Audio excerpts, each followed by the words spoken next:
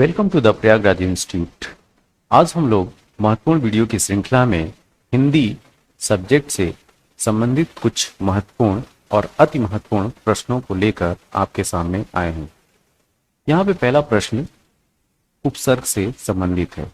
इसमें पहला प्रश्न ये है कि अनुवाद, ध्यान से देखिए, अनुवाद में प्रयुक्त उपसर्ग कौन सा है। पहला ऑप्शन है अ, बी ऑप्शन है अन, सी ऑप्शन है औ और डी ऑप्शन है अनु। इस प्रश्न का सही उत्तर है अनु। जैसा हम जानते हैं कि उपसर्ग शब्दों के आगे प्रयुक्त होते हैं और एक नया अर्थ उत्पन्न करते हैं। किस तिथि को हिंदी को राजभाषा बनाने का निर्णय लिया गया था? तो यहां ऑप्शन है 26 जनवरी 1950, बी ऑप्शन है 14 सितंबर 1949, सी है 14 सितंबर 1950 और डी ऑप्शन है 15 अगस्त 1947। कभी कभी क्या होता है कि हिंदी विषय में व्याकरण के अलावा जो कुछ अन्य क्वेश्चन जो बनते हैं कि हिंदी भाषा को प्रोत्साहन के लिए भारत सरकार क्या कर रही है, ठीक, या हिंदी भाषा राजभाषा कब बनी, तो इस तरीके से भी शब्द जो है कंपटीशन में पूछे जाते हैं। तो इस वजह से मैंने ये प्रश्न रखा है आप लोग के सामने। तो हिंदी को राजभाषा बनाने का निर्णय कब लिया गया, ये प्रश्न है। तो इस प्रश्न का सही उत्तर है 14 सितंबर 1949। इसी वजह से 14 सितंबर को हम हिंदी दिवस भी मनाते हैं। नेक्स्ट, हिंदी खड़ी बोली किस अपभ्रंश से विकसित हुई है? यहाँ पे ऑप्शन पहला है अर्ध मगधी, बी ऑप्शन है सौरसेनी, सी है ब्राचड़ और डी है मगधी। इस प्रश्न का सही उत्तर है सौरसेनी। हिंदी वर्णमाला में आयोग वाह, ये ध्यान रखिए, आयोग वाह वर्ण कौन से हैं? पहला ई बड़ी ई, उ बड़ा उ, सी अंग अ और डी है अ आ। इस प्रश्न का सही उत्तर है अंग और आ, ये आयोग वाह वर्ण में आते हैं। नेक्स्ट, निम्न में से किस शब्द में प्रत्यय लगा हुआ है? आपको बताना है कि किस में प्रत्यय लगा हुआ है, ठीक है। सागर पहला ऑप्शन है, नगर दूसरा ऑप्शन है, अगर मगर तीसरा ऑप्शन है और जादूगर चौथा ऑप्शन है। तो इस प्रश्न का सही उत्तर है जादूगर। किस शब्द में उपसर्ग का प्रयोग हुआ है? पहला ऑप्शन है उपकार, दूसरा ऑप्शन है लाभदायक, सी ऑप्शन है पढ़ाई और डी ऑप्शन है अपनापन। इस प्रश्न का सही उत्तर है उपकार। नेक्स्ट, निम्न से में अल्प प्राण वर्ण कौन से हैं? ठीक है, तो इन चार ऑप्शन में आपको बताना है कि अल्प प्राण वर्ण कौन से हैं। ए ऑप्शन है क ग, बी ऑप्शन है थ ध, सी ऑप्शन है फ ब और डी ऑप्शन है अ आ। इस प्रश्न का सही उत्तर है क ग। अब हम अल्प प्राण और महाप्राण के बारे में डिटेल से जानेंगे। देखिए, अल्प प्राण व्यंजन कौन से होते हैं? तो ऐसे व्यंजन जिनको बोलने में कम समय लगता है, ध्यान दीजिए, जिनको बोलने में कम समय लगता है और बोलते समय मुख से कम वायु निकलती है, उन्हें अल्प प्राण व्यंजन कहते हैं। इनकी संख्या होती है 20। कितनी होती है? 20। ठीक है, अब देख लेते हैं कि अल्पप्राण व्यंजन है कौन। तो क ग अंग, च ज य, ट ड ड़ ड, त द न, प ब म, य र ल व। और अगर वर्ग के हिसाब से बोला जाए तो क वर्ग का पहला, तीसरा और पांचवा अक्षर फर्स्ट, थर्ड और फिफ्थ, 1 3 5। च वर्ग में भी सेम 1 3 5, ट वर्ग में भी 1 3 5 और त वर्ग में भी पहला, तीसरा और पांचवा, प वर्ग में भी पहला, तीसरा, पांचवा। तो इस तरीके से टोटल क च ट 3 2 5, तो 5 या 15 तो ये हो गए। ठीक है, क से लेके प वर्ग तक। चारों अंतस्थ व्यंजन भी अल्प प्राण में आते हैं, य र ल व। ठीक है, तो 15 प्लस 4 ये हो गए, और एक उच्छिप्त व्यंजन अंगा, ठीक है, अंगा। तो इस तरीके से 15 4 19 और 1 टोटल 20 हो गए। तो याद कैसे रखना है कि हर वर्ग का जो है पहला, तीसरा और पांचवा अक्षर, इसके साथ में य र ल व अंतस्थ व्यंजन, और एक आता है उच्छिप्त व्यंजन जिसको अंगा बोलते हैं, ठीक है, इस तरीके से। अब हम बात करेंगे नेक्स्ट महाप्राण व्यंजन। ऐसे व्यंजन जिनको बोलने में अधिक प्रयत्न करना पड़ता है और बोलते समय मुख से अधिक वायु निकलती है, उन्हें महाप्राण व्यंजन कहते हैं। इनकी संख्या 15 होती है। देख लेते हैं। ख, ग, छ, झ, ठ, ड, थ, ध, ह, भ। इनकी संख्या कितनी होगी? 2 2 4 2 6 2 8 2 10। ये हो गए 10 प्लस ढ 11 और श स स ह ये हो गए 4। तो क वर्ण में ख और घ की बात की जा रही है, तो क वर्ण में ख और घ है क्या? दूसरा और चौथा। इसी तरीके से च वर्ण में छ और झ है, वो भी दूसरा और चौथा। ट वर्ण में भी दूसरा और चौथा। त वर्ण में भी दूसरा और चौथा। प वर्ण में भी दूसरा और चौथा। तो इस तरीके से ये 10 हो गए। इसके साथ में ढ 11 एक मिला लिया तो, और स श स ह ये 4। तो टोटल कितने हो गए? 15। इनकी संख्या याद रखिएगा। तो अल्प प्राण की संख्या कितनी? 20, ठीक है।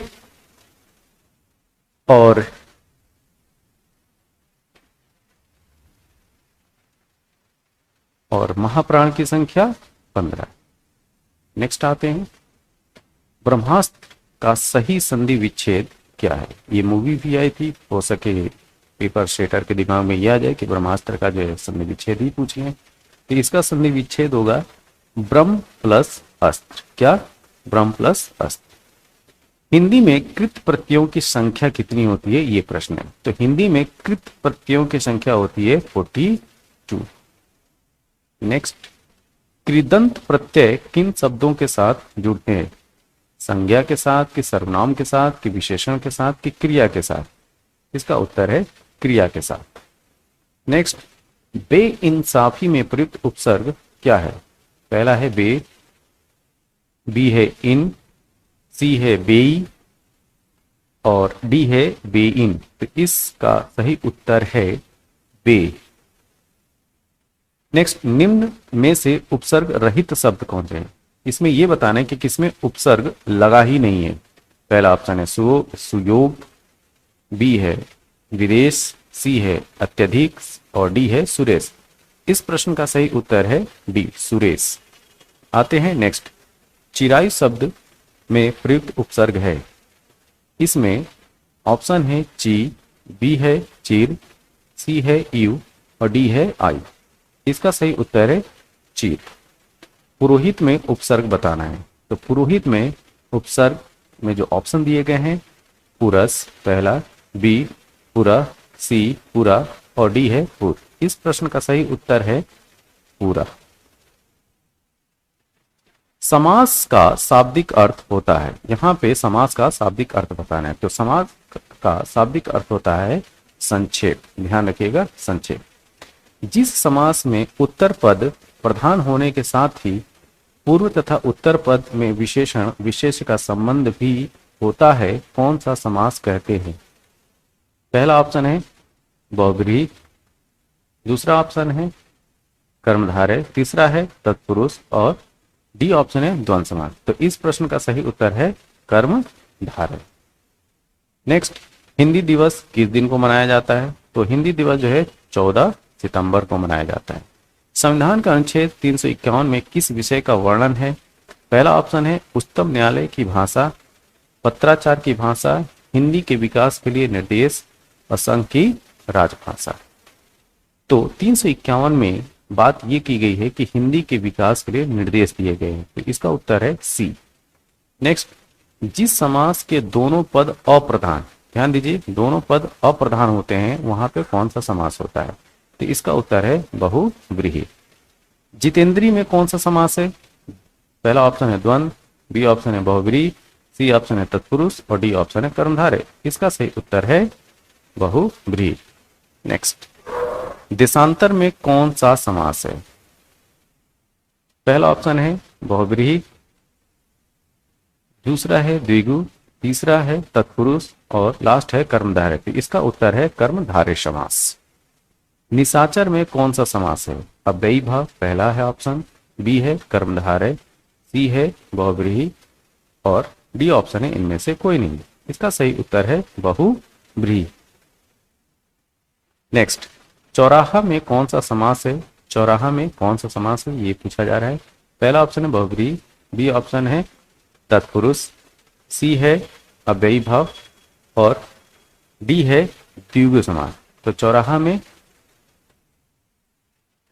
डी द्विगु समास। स्वर संधि में कितने भेद होते हैं? सी 5, ये याद रखिएगा, स्वर संधि में 5 भेद होते हैं।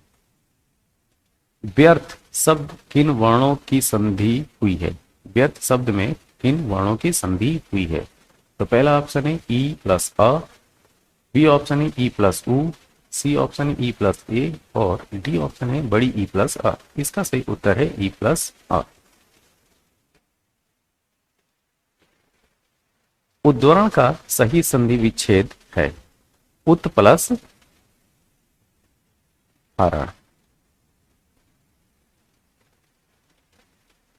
तो यहां पे उद्धरण में सही जो संधि विच्छेद है उत प्लस हरण। ठीक है, थोड़ा सा हम लोग पीछे आते हैं। देशांतर की बात कर रहे थे हम लोग। यहाँ पे 4 ऑप्शन है, बहुव्रीहि, द्विगु, तत्पुरुष और कर्मधारय।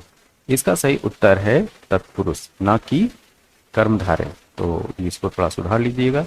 ठीक है, देशांतर में तत्पुरुष समास है, ऑप्शन सी। आते हैं नेक्स्ट। वर्णमाला कहते हैं वर्णों के संकलन को, शब्द गणना को, वर्णों के व्यवस्थित समूह को कि शब्द के समूह को। इसका ऑप्शन है सी, वर्ण के व्यवस्थित समूह को वर्णमाला कहते हैं। निम्न में से कंठ ध्वनियां कौन सी हैं? आपको बताना है कंठ ध्वनियां कौन सी है। य, र पहला ऑप्शन है, बी ऑप्शन है च, ज, सी ऑप्शन है ट, ड़ और डी ऑप्शन है क, ख। इसका सही उत्तर है क, ख। छ ध्वनि, ध्यान दीजिएगा, छ ध्वनि किसके अंतर्गत आती है? पहला ऑप्शन है घोष वर्ण, बी ऑप्शन है संयुक्त वर्ण, सी ऑप्शन है तालव्य और डी ऑप्शन है मूल स्वर। इसका सही उत्तर है संयुक्त वर्ण।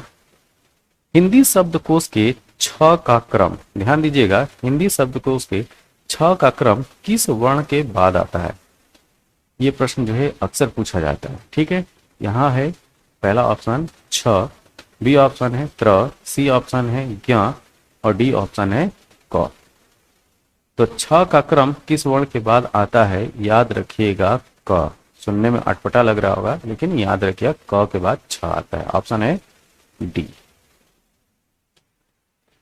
ज्ञ वर्ण किस वर्णों के संयोग से बना है? ज, ध पहला ऑप्शन है, बी ऑप्शन है ज प्लस य, सी ऑप्शन है ज प्लस य और डी ऑप्शन है आधा ज प्लस य। तो इसका सही उत्तर है डी।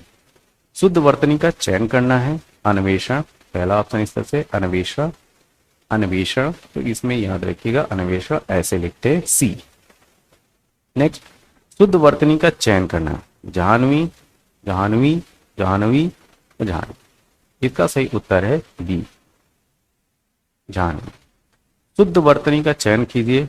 आधि प्लस पतन, अध प्लस पतन, आध पतन, आधो पतन। तो ये है अध पतन। शुद्ध वर्तनी का चयन करना है। कुमुदनी, ये है कुमुदिनी, ये है कुमदुनी और कुमुदुनी। तो यहां पे सही उत्तर है ये बी। दिगंबर में प्रयुक्त संधि कौन सी है? तो दिगंबर में प्रयुक्त संधि है विसर्ग संधि, इसको याद रखिएगा। नेक्स्ट, प्रत्युपकार का सही संधि विच्छेद क्या है? तो प्रत्युपकार का सही संधि विच्छेद प्रति प्लस उपकार पहला ऑप्शन है, प्रति प्लस उपकार दूसरा है, प्रति प्लस अपकार और डी ऑप्शन है प्रत प्लस उपकार। तो इसका सही उत्तर है प्रति प्लस उपकार, बी। पर्यावरण शब्द का संधि विच्छेद बताना है। परि प्लस आवरण पहला ऑप्शन है, परिध प्लस आवरण दूसरा है, परिधि प्लस आवरण तीसरा है और पर्या प्लस आवरण। तो इसका सही उत्तर है परि प्लस आवरण। प्रत्युत्पन्नमति शब्द में कौन सा उपसर्ग है? प्रत्यु पहला ऑप्शन है, प्रति दूसरा ऑप्शन है, प्र तीसरा है और इनमें से कोई नहीं, डी ऑप्शन है। तो इस प्रश्न का सही उत्तर है प्रति। क्या? प्रति। निर्वाह में प्रयुक्त उपसर्ग बताना है। क्या बताना है? उपसर्ग बताना है। तो निर्वाह में प्रयुक्त उपसर्ग है नी। हिंदी में कृत प्रत्ययों की संख्या बतानी है। तो हिंदी में कृत प्रत्ययों की संख्या होती है 42। कृदंत प्रत्यय किन शब्दों के साथ जुड़ते हैं? तो कृदंत प्रत्यय जो है वो क्रिया के साथ जुड़ते हैं। सुपुरुष में कौन सा समास है? अव्ययी भाव पहला ऑप्शन है, कर्मधारय दूसरा ऑप्शन है, सी ऑप्शन है द्वंद्व समास और डी ऑप्शन है सुपुरुष जो है उसमें कर्मधारय समास है। ठीक है। किस समास के दोनों शब्दों के समानाधिकरण होने पर कर्मधारय समास होता है? यहां पहला ऑप्शन है द्वंद्व समास, ये बहुत ही इंपॉर्टेंट प्रश्न है। बी ऑप्शन है बहुब्रीहि समास और सी ऑप्शन है तत्पुरुष समास और डी ऑप्शन है द्विगु समास। तो इसका सही उत्तर है सी तत्पुरुष समास। ठीक है। तत्पुरुष समास के दोनों शब्दों के समानाधिकरण होने पर कर्मधारय समास होता है। नेक्स्ट, द्विगु समास का उदाहरण बताना है। पहला है दिन रात, बी है त्रिभुवन, सी है अन्वय और डी है चतुरायन। इसका सही उत्तर है त्रिभुवन। परमेश्वर, परमेश्वर में कौन सा समास है? पहला ऑप्शन है द्विगु, बी ऑप्शन है अव्ययी भाव और सी ऑप्शन है कर्मधारय और डी ऑप्शन है तत्पुरुष। ठीक है। तो इस प्रश्न का सही उत्तर है कर्मधारय समास। ठीक। अब ये आज के कुछ महत्वपूर्ण प्रश्न थे हिंदी भाषा से संबंधित। इन प्रश्नों को जो है आप मेमोराइज कीजिए, याद कीजिए। जहां त्रुटि हो तो उसको भी जो है कमेंट बॉक्स में जरूर बताइए, इसमें और क्या संशोधन किए जा सकते हैं। ठीक, आप जरूर कमेंट बॉक्स में बताइए। और इस सीरीज को जो है हम लोग जारी रखेंगे इसी तरीके से। जो अच्छे प्रश्न हैं उनको हम लाते रहेंगे। बस आप चैनल पे बने रहिए। तब तक के लिए थैंक यू, धन्यवाद। Welcome to the Prayagraj institute. आज हम लोग बात करेंगे हिंदी या ये कहें समान हिंदी के प्रश्नोत्तरों के बारे में। तो यहाँ पे पहला प्रश्न ये है कि भाषा की सबसे छोटी इकाई क्या है? यहाँ पे 4 ऑप्शन है, शब्द, व्यंजन, स्वर और वर्ण। इसका सही उत्तर है डी, वर्ण। वर्ण जो है वो भाषा की सबसे छोटी इकाई है। ओके, निम्नलिखित में से कंठ ध्वनियां कौन सी हैं? क, ख, य, र, च, ज या ऑप्शन डी ट, अ। इसका सही उत्तर है ए, क, ख। अब आते हैं नेक्स्ट प्रश्न पे। स्थान के आधार पर इनमें से मूर्धन्य व्यंजन कौन सा है? ग, घ, ज, झ, ड, ढ, प, फ। इस प्रश्न का सही उत्तर है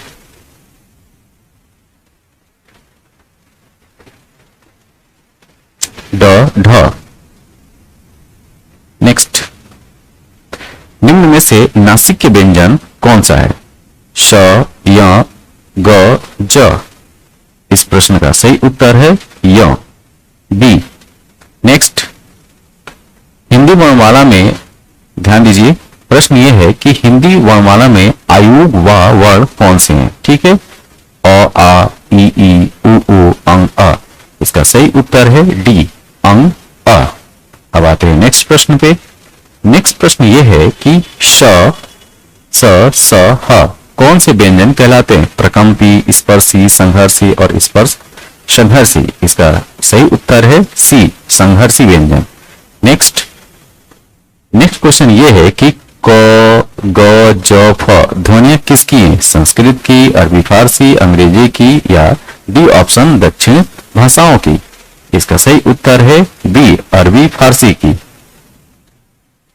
नेक्स्ट, हिंदी शब्दकोश ध्यान से इस प्रश्न को देखिए। हिंदी शब्दकोश के छ का क्रम किस वर्ण के बाद आता है? पहला ऑप्शन है क, बी है छ, सी है त्र और डी है ज्ञ। इस प्रश्न का सही उत्तर है क, ए ऑप्शन।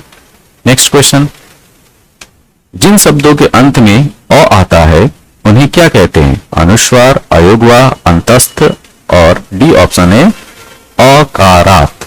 इसका सही उत्तर है डी। तो जिन शब्दों के अंत में अ आता है उन्हें हम अकारात कहते हैं। नेक्स्ट क्वेश्चन,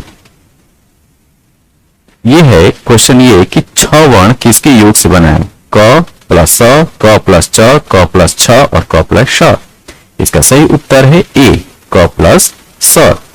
नेक्स्ट क्वेश्चन ये है कि निम्नलिखित में कौन स्वर नहीं है? आपको बताना है कि इसमें कौन स्वर नहीं है। अ, उ, ए और य। इसका सही उत्तर है डी, य। अब आते हैं नेक्स्ट प्रश्न पे। तालव्य व्यंजन, आपको बताना है कि तालव्य व्यंजन में कौन कौन से आते हैं? पहला ऑप्शन है च, छ, ज, झ, बी ऑप्शन है ट, ठ, ड, ढ और सी ऑप्शन है त, थ, द, ध और डी ऑप्शन है प, फ, ब, म। इसका सही उत्तर है ए, च, छ, ज, झ। अब आते हैं नेक्स्ट प्रश्न पे। य, र, ल, व किस वर्ग के व्यंजन है? ध्यान दीजिए, य, र, ल, व किस वर्ग के व्यंजन है ये बताना है। तालव्य, ऊष्म, अंतस्थ, ओष्ठ्य। इसका ऑप्शन है सी, अंतस्थ। अब आते हैं नेक्स्ट क्वेश्चन पे। नेक्स्ट प्रश्न ये है कि श, श, स, ह किस वर्ग के व्यंजन है? तालव्य, ऊष्म, अंतस्थ या ओष्ठ्य। इसका सही उत्तर है ऊष्म व्यंजन। तो श, श, श, ह ऊष्म व्यंजन के अंतर्गत आते हैं। अब आते हैं नेक्स्ट प्रश्न पे। इनमें से किसे अर्ध स्वर कहते हैं? ठीक, तो य, र उपरोक्त दोनों और डी ऑप्शन है इनमें से कोई नहीं। इसका सही उत्तर है सी, य और र जो है वो अर्ध स्वर कहलाते हैं। नेक्स्ट क्वेश्चन, इनमें से कौन सा निरनुनासिक, ध्यान से देखिए, निरनुनासिक का उदाहरण नहीं है? आ, ई, उ, ए। इसका सही उत्तर है डी, ए। निम्न में संयुक्त व्यंजन कौन सा है? निम्न में संयुक्त व्यंजन कौन से हैं? य, र, ल, व, श, श, श, ह, छात्राज्ञा, प, फ, ब, भ। ठीक, छात्राज्ञा, सी। नेक्स्ट, ए, ऐ वर्ण क्या कहलाते हैं? ध्यान से देखिए, ए, ऐ वर्ण क्या कहलाते हैं? ओष्ठ्य, कंठ तालव्य, मूर्धन्य और नासिक्य। इसका सही उत्तर है डी, कंठ तालव्य। कंठ तालव्य जो है ए, ऐ और वर्ण, ए, ऐ वर्ण जो है वो कंठ तालव्य कहलाते हैं। ठीक है, अब आते हैं नेक्स्ट प्रश्न पे। निम्न में से महाप्राण कौन से हैं? आपको बताना है कि निम्न में से महाप्राण कौन से हैं? ख, घ, क, च, य, र, त, द। आपको पता होना चाहिए कि हर एक वर्ग का जो दूसरा और चौथा वर्ण होता है वो महाप्राण में आता है। ठीक है, तो इस तरीके से क वर्ग में दूसरे और चौथे नंबर पे क्या आएगा? ख और घ आएगा। तो इस वजह से महाप्राण क्या होगा? ख और घ। अब आते हैं नेक्स्ट प्रश्न। निम्न वर्ण में, ध्यान दीजिए, निम्न वर्ण में हलंत का प्रयोग किया जाता है। अ की ध्वनि के लिए, नाक से उच्चारण के लिए, नाक और मुंह से उच्चारण के लिए, वर्ण को बिना स्वर के प्रयोग करने के लिए। ठीक है, तो इसका उत्तर है डी, वर्ण को बिना स्वर के प्रयोग करने के लिए। तो इस प्रकार यह वीडियो जो है वो समाप्त होता है। यह वीडियो आपको कैसा लगा? जैसा भी लगा हो कमेंट बॉक्स में जरूर बताइए। तब तक के लिए थैंक यू, धन्यवाद। Welcome to the Prayagraj institute. आज हम लोग अति महत्वपूर्ण वीडियो की श्रृंखला में एक और महत्वपूर्ण वीडियो की हम बात करेंगे। ये वीडियो संबंधित है हिंदी से संबंधित अति महत्वपूर्ण प्रश्नों से। तो यहाँ पे हिंदी, सामान्य हिंदी के कुछ अति महत्वपूर्ण एमसीक्यू हम आपके सामने लेकर आए हैं। इस क्रम में जो पहला प्रश्न है, पहला प्रश्न ये है कि समास का शाब्दिक अर्थ क्या होता है? यहाँ पे 4 ऑप्शन है। पहला ऑप्शन है संक्षेप, दूसरा है विस्तार, तीसरा ऑप्शन है विग्रह और डी ऑप्शन है विच्छेद। तो समास का शाब्दिक अर्थ होता है संक्षेप।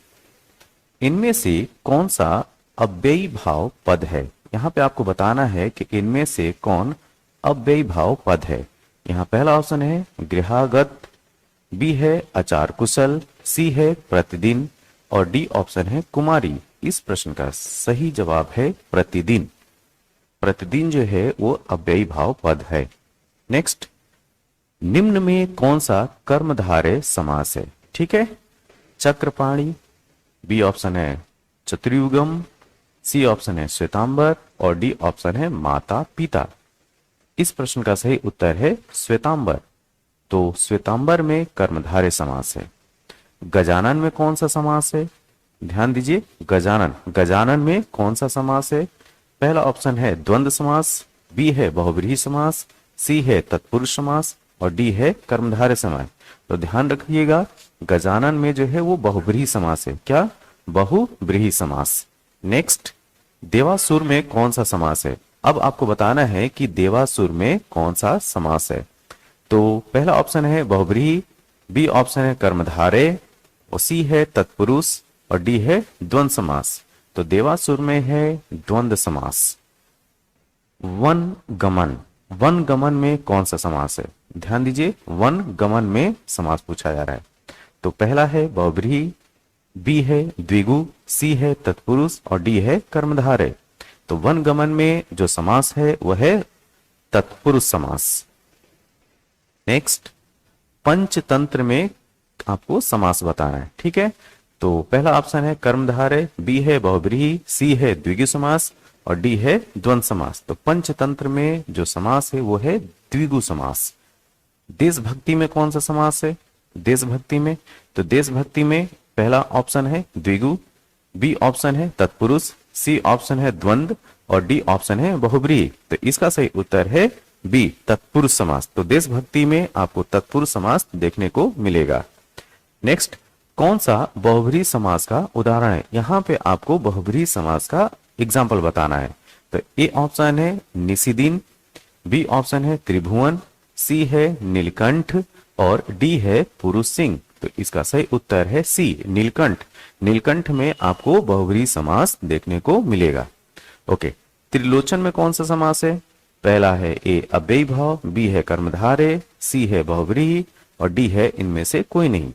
तो इसका ऑप्शन है सी, बहुव्रीहि। देखिए यहाँ पे जो कुछ अति महत्वपूर्ण जो समास है और उन समास से जो संबंधित जो प्रश्न पूछे जाते हैं उनका जो है हमने यहाँ पे संकलन किया है। तो प्लीज इन समास या इन समास के जो उदाहरण दिए गए हैं उनको जरूर आप अपने दिमाग में रखिए। ओके, नेक्स्ट, चौराहा में कौन सा समास है? आपको चौराहा का समास बताना है। पहला ऑप्शन है बहुव्रीहि, बी है तत्पुरुष, सी है अव्ययी भाव और डी है द्विगु। तो इसका सही उत्तर है डी, द्विगु समास आपको चौराहा में मिलेगा। ठीक है, विशेषण और विशेष्य के योग से कौन सा समास बनता है? ठीक है, तो द्विगु यहाँ पे ऑप्शन है, द्वंद्व ऑप्शन है, कर्मधारय ऑप्शन है और तत्पुरुष ऑप्शन है। ठीक है, तो विशेषण और विशेष से जो समास बनता है वो है कर्मधारय समास। ठीक है, तो ऑप्शन में है तो कर्मधारय ठीक बताना है आपको। नेक्स्ट, विशेषण और विशेष के योग से कौन सा, फिर वही रिपीटेड क्वेश्चन है। तो ये इसलिए रखा गया है कि ध्यान दीजिएगा कि जब केवल इस तरीके से बोला जाए कि विशेषण और विशेष और ये ना बताया जाए कि पहला पद प्रधान है कि दूसरा पद प्रधान है, तो केवल नॉर्मल इस तरीके से प्रश्न पूछा जाए कि विशेषण और विशेष के योग से कौन सा समास बनता है, तो यहाँ पे आप याद रखिएगा कर्मधारय समास। ठीक है, किसमें सही समासिक पद है? तो यहाँ ऑप्शन है पुरुष धन्वी, बी दिवारात्रि, सी त्रिलोकी और डी है मंत्री परिषद। तो इसका सही उत्तर है बी, दिवारात्रि। तो सही समासिक पद दिवारात्रि था। निम्न में से संधि की दृष्टि से अशुद्ध पद बताना है। ठीक है, अशुद्ध पद बताना है। तो यहां पे है मन प्रसाद, बी है दूसरा है अधःपतन, तीसरा है मनोकामना और चौथा है निरोग। तो इसका सही उत्तर है तीसरा, मनोकामना। तो संधि की दृष्टि से मनोकामना जो है वो गलत है। तो सही उत्तर क्या है यहाँ पे? मनोकामना। वाक प्लस मय का शुद्ध संधि युक्त पद कौन सा है? पहला ऑप्शन है वाग्मय, दूसरा है वांग्मय, तीसरा है वर्णमय और चौथा है वाण्मय। ठीक है, तो इसका जो है इसको इस तरीके से हम जो है इसको लिखेंगे, तो इसको ध्यान से देख लीजिएगा, इसका ऑप्शन सही है चौथा। नेक्स्ट, तनवंगी पद में संधि बताना है। ठीक है, पहला है यण संधि, दूसरा अयादि संधि, तीसरा है दीर्घ संधि और चौथा है वृद्धि संधि। तो इसका सही उत्तर है यण संधि। गवेषणा, गवेषणा पद का शुद्ध संधि विच्छेद बताना है। तो गौ प्लस एषणा, गो प्लस एषणा, गौ प्लस एषणा, अगौ एषणा। ठीक है, तो इसका सही उत्तर है दूसरा, गो प्लस एषणा, वो हो जाएगा गवेषणा। नेक्स्ट, देव्यर्पण, देव्यर्पण पद में संधि क्या है? यण संधि, अयादि संधि, दीर्घ संधि, वृद्धि संधि। ठीक है, तो इसमें सही उत्तर है यण संधि। अब नेक्स्ट है खगेश का संधि विच्छेद क्या होगा? खग प्लस एस पहला ऑप्शन, खग प्लस ईस दूसरा ऑप्शन, खग प्लस ईस तीसरा ऑप्शन और खगा प्लस एस चौथा ऑप्शन। इसका सही उत्तर है खग प्लस ईस। तो इसका सही जो है संधि विच्छेद होगा खगेश का खग प्लस ईस। नेक्स्ट, हिंदी की आदि जननी क्या है? ठीक है, प्राकृत है कि पाली है कि अपभ्रंश है कि संस्कृत है? तो हिंदी की आदि जननी आदि जननी जो है आपको संस्कृत है। ठीक है, ओके। हिंदी दिवस किस दिन मनाया जाता है? पहला ऑप्शन है 14 सितंबर, बी ऑप्शन है 28 सितंबर, सी है 10 अक्टूबर और डी है 11 जून। इसका सही उत्तर है 14 सितंबर। नेक्स्ट, भारतवर्ष में हिंदी को आप किस वर्ग में रखेंगे? पहला ऑप्शन है राष्ट्रभाषा, बी है विभाषा, सी है तकनीकी भाषा और डी है राजभाषा। तो ध्यान रखिए, भारतवर्ष में जो हिंदी है वो राजभाषा है। ठीक है, हिंदी भाषा किस लिपि में लिखी जाती है? पहला ऑप्शन है ब्राह्मी, बी ऑप्शन है देवनागरी, सी है सौराष्ट्री और डी है गुरुमुखी। तो इसका सही उत्तर है देवनागरी लिपि। नेक्स्ट, हिंदी भाषा के विकास का सही अनुक्रम बताना है। क्या हिंदी भाषा के विकास का सही अनुक्रम कौन सा है? तो पहला ऑप्शन है प्राकृत, उसके बाद प्राकृत अपभ्रंश हिंदी पाली, बी ऑप्शन है अपभ्रंश पाली प्राकृत हिंदी, सी है हिंदी पाली अपभ्रंश प्राकृत और डी ऑप्शन है पाली प्राकृत अपभ्रंश और हिंदी। तो इसका सही उत्तर है डी, पाली के बाद प्राकृत, प्राकृत के बाद अपभ्रंश और उसके बाद हिंदी।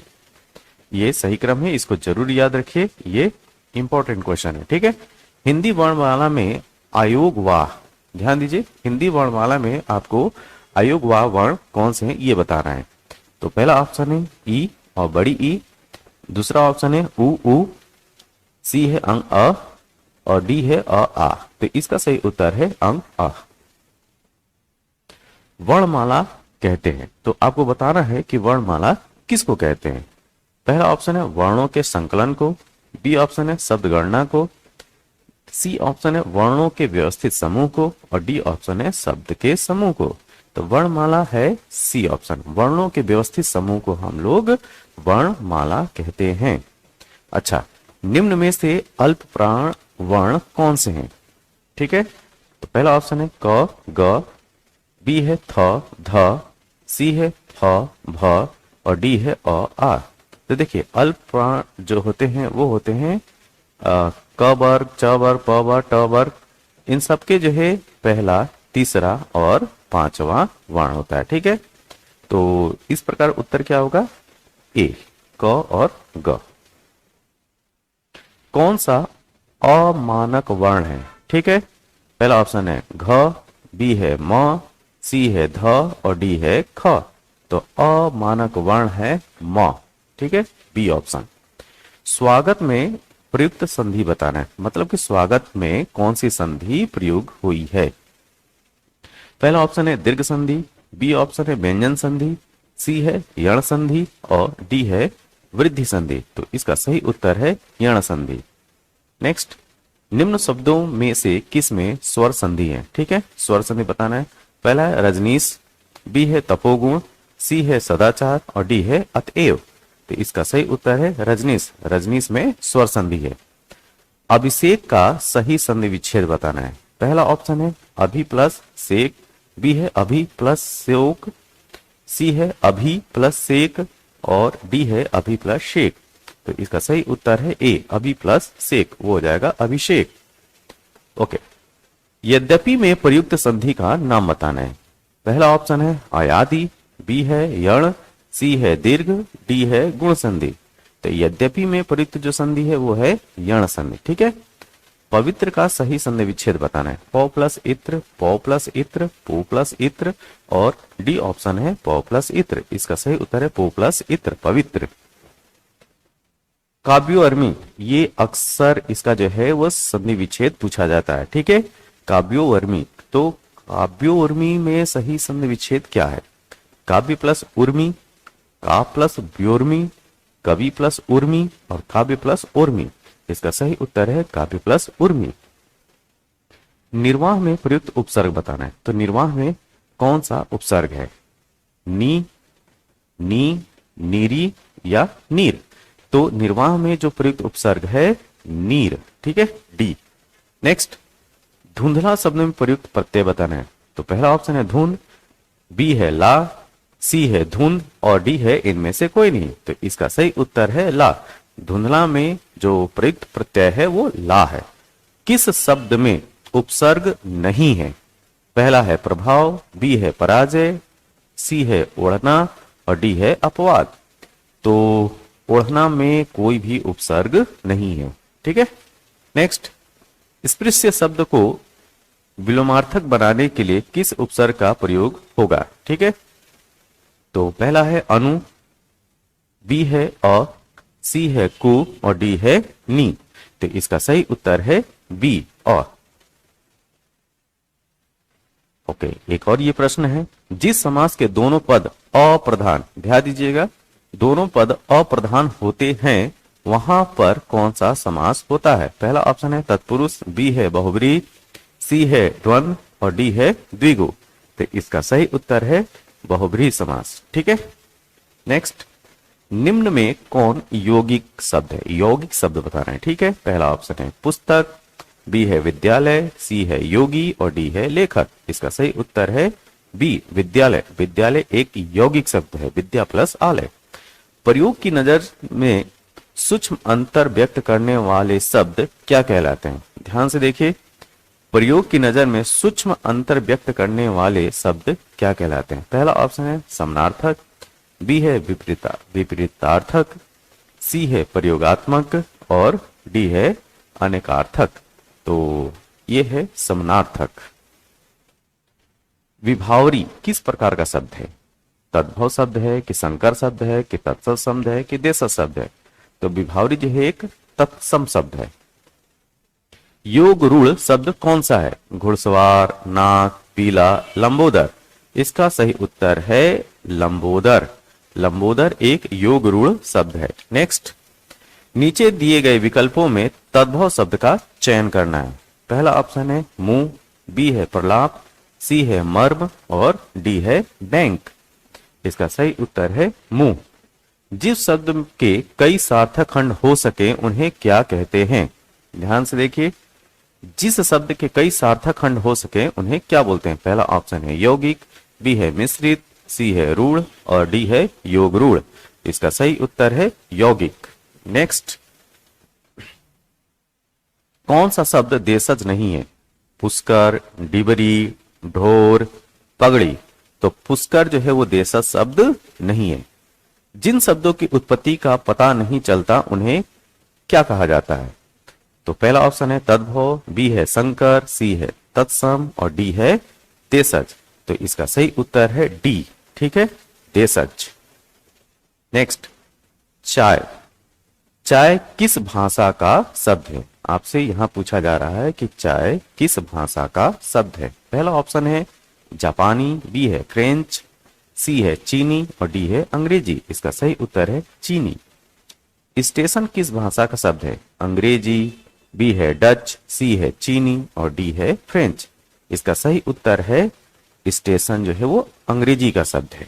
ठीक है, तो ये हमारे पास कुछ हिंदी के अति महत्वपूर्ण प्रश्न थे जिसमें हमने समास और संधि के कुछ विशेष शब्दों का या उनके उदाहरणों का हमने संकलन किया था।